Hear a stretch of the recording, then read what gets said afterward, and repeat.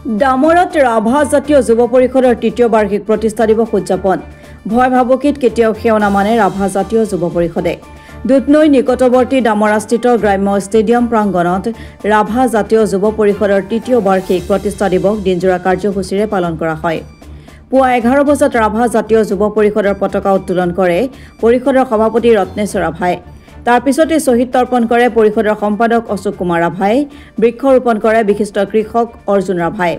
দিনৰ 12 বজাত ৰাভা জাতীয় যুৱ পৰিষদৰ সভাপতি ৰত্নেশ্বৰ ৰাভাৰ পৌৰোহিত্যত আৰম্ভ হয় মুকলি সভা।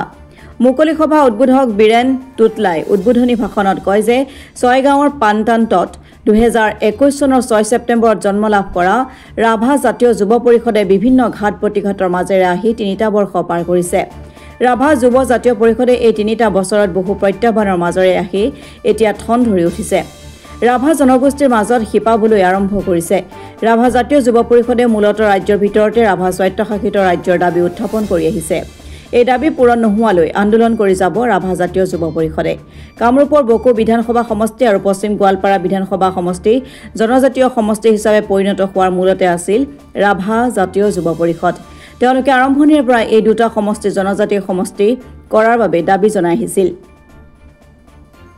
ৰাভা জাতিৰ সমস্যাসমূহৰ বিষয়ে অধ্যয়ন কৰক, ভূমিৰ অধিকাৰ বিচাৰক, তেতিয়াহে ৰাভা জাতিয়ে এসময়ৰ সাহসী জাতি হিচাপে প্ৰতিষ্ঠা কৰিব পাৰিব। সমাজকৰ্মী উদ্যমী যুৱক মুকুট পামে আজিৰ মুকলি সভাত উপস্থিত থাকি কয় যে নিজৰ স্বাৰ্থ সিদ্ধিৰ বাবে ৰাভা জাতিৰ লগতে ৰাভা জাতীয় যুৱ পৰিষদক যিয়ে বিপথে পৰিচালিত কৰিব আৰু ভয় ভাবুকিৰে দমন কৰি ৰাখিব বিচাৰিব তেওঁলোকক কেতিয়াও ক্ষমা কৰা নহ'ব বুলিও সকীয়াই দিয়ে।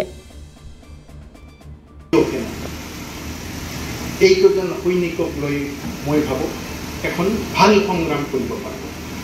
আমি কৈছোঁ ভিয়েটনামৰ ৰাষ্ট্ৰপতি আছিল ফিউডেল কাষ্ট্ৰ। তেওঁলোকৰ বেলেগ দেশত ট্ৰেইনিং লৈছিল 80 জন। যেই বেলেগ দেশৰ পৰা নিজৰ দেশত প্ৰৱেশ কৰিছিল তেতিয়ালৈকে চৰকাৰী বাহিনীৰ তাত আক্ৰমণ হৈ বাকীখিনি মৰি পেলাই অকল 12 জন সৈনিক আছিল। অকল 12 জন সৈনিকৰ জৰিয়তেই তেওঁলোকে কিউবা স্বাধীন কৰিছে। সেইকাৰণে কৈছোঁ যোৱা 3টা বছৰত মই কৈছোঁ যে বিধানসভা জনজাতি পৰিক্ৰমা মন্ত্ৰী ডাক্তৰ ৰনোজ পেগুই সাহসৰ কথা যে অসমত একমাত্ৰ ৰাভাসকলৰ এক কম্পেক্ট আৰু কণ্টিগুইটি আছে। তাৰমানে ৰাভাসকলে যিকোনো এটা সংবিধান গেৰাণ্টিযুক্ত এক স্বায়ত্ব শাসন পোৱাৰ যোগ্য আনৰ নাই। এইটো ৰাভাসকলক উৎসাহিত কৰিব লাগে। আমি ডাক্তৰ ৰনোজ পেগুৰ লগত যেতিয়া একেলগে সংগ্ৰাম কৰিছোঁ তেতিয়াও কৈছোঁ যে কোনো জনগোষ্ঠীৰে এই ধৰণৰ কণ্টিগুইটি নাই। বেছিভাগ সময়তে ডাক্তৰ ৰনোজ পেগু, প্ৰয়াত পৰাগ দাস প্ৰায় ইয়াতে বিচৰণ কৰিছে। তেওঁলোকৰ দাবী তেওঁলোকে কৈছে। আনহাতে আজিৰ মুকলি সভাত নিখিল ৰাভা কৰ্মচাৰী পৰিষদৰ বসন্ত ৰাভা, কামৰূপ জিলাৰ ৰাভা ছাত্ৰ সন্থাৰ প্ৰাক্তন সভাপতি ৰাম সিং দিয়া, মাজু বৰগুম গাঁৱৰ গাঁওবুঢ়া কান্তেশ্বৰ ৰাভা উপস্থিত থাকি ভাষণ প্ৰদান কৰে। আজিৰ সভাতে পুনৰ অসমৰ ভিতৰতে ৰাভা স্বায়ত্তশাসিত ৰাজ্যৰ দাবী সজোৰে উত্থাপন কৰি দিনজোৰা কাৰ্যসূচীৰ সামৰণি মাৰে।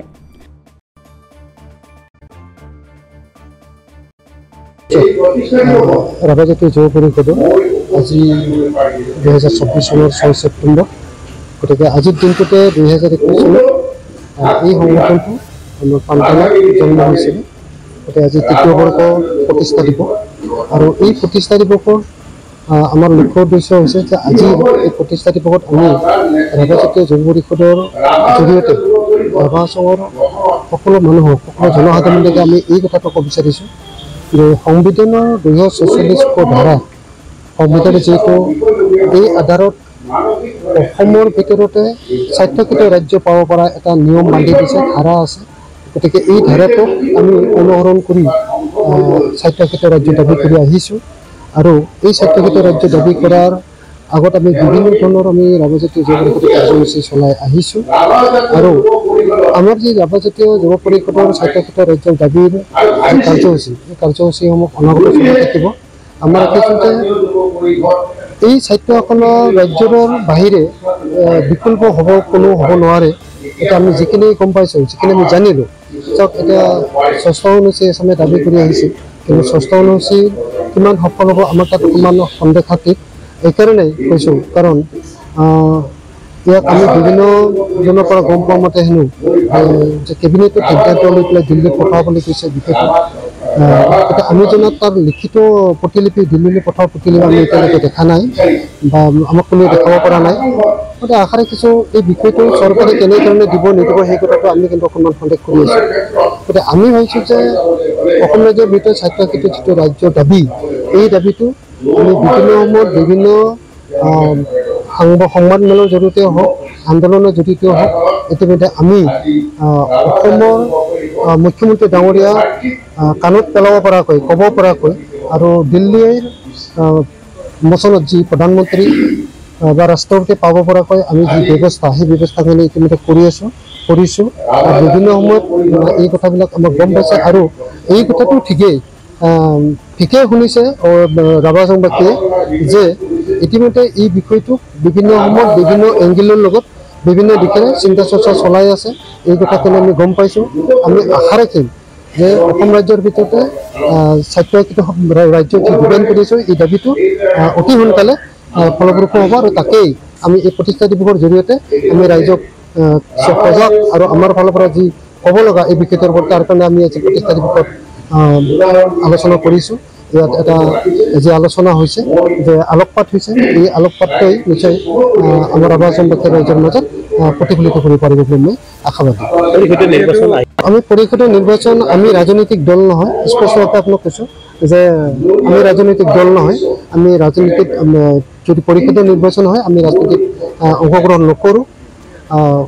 আমি এই সংগ্ৰামখন যেতিয়ালৈকে আমাৰ দাবী চৰকাৰৰ ওচৰত প্ৰত্যক্ষভাৱে বা সঠিকভাৱে যেতিয়ালৈকে উত্থাপন কৰিব নোৱাৰিম, তেতিয়ালৈকে আমি ৰাজনীতিত অংশগ্ৰহণ নকৰোঁ আৰু আমি এই বিষয়টোৰ পৰা এতিয়া সদ্যহতে আঁতৰি থকাৰ চিন্তা চৰ্চা কৰিছোঁ।